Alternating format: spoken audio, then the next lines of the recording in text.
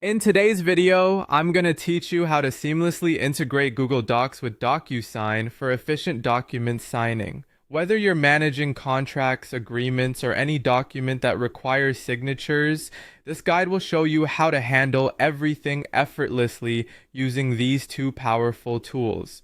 First, navigate to Google Docs and log into your account. This is the essential starting point where you'll create, edit, and prepare the document you want to send for electronic signature. Be sure your document is thoroughly edited and ready to go, as it will soon be sent off through Docusign. Next, you'll want to open your document in Google Docs. This is where you'll have the opportunity to integrate Docusign. Once you have your document open and ready, you need to access the extensions menu.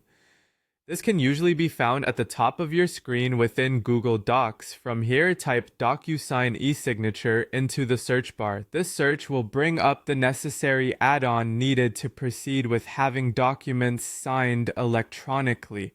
Once you've found the Docusign option, go ahead and click on Install. Installing this add-on is a simple step that opens up that crucial link between Google Docs and Docusign.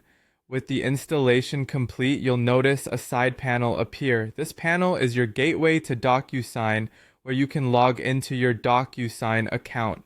Don't have an account? No worries!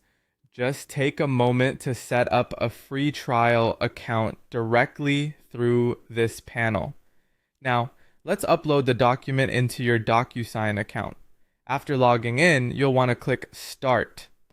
This action will upload the document you have in Google Docs directly into Docusign, ready and waiting for further action. With your document now in Docusign, the next step is to add fields automatically. Once inside Docusign, hit Next, and watch as Docusign's AI works its magic. It will automatically detect and place fields where they're needed for signatures, dates, and names. After the AI has done its work, take a moment to review these fields. You can also manually drag and drop any additional fields, such as signatures, initials, checkboxes, or other text boxes. When the fields are set, it's time to assign recipients. Enter the email addresses of those required to sign.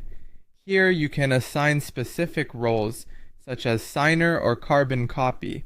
Once everything is in order, send the document for signature. Click Send, and your recipients will receive an email with a secure link to sign the document. Finally, once the document is signed, it's automatically saved back both to your Google Drive and in your Docusign account. This completion ensures that you have access to the signed document wherever it's most convenient for you and your team.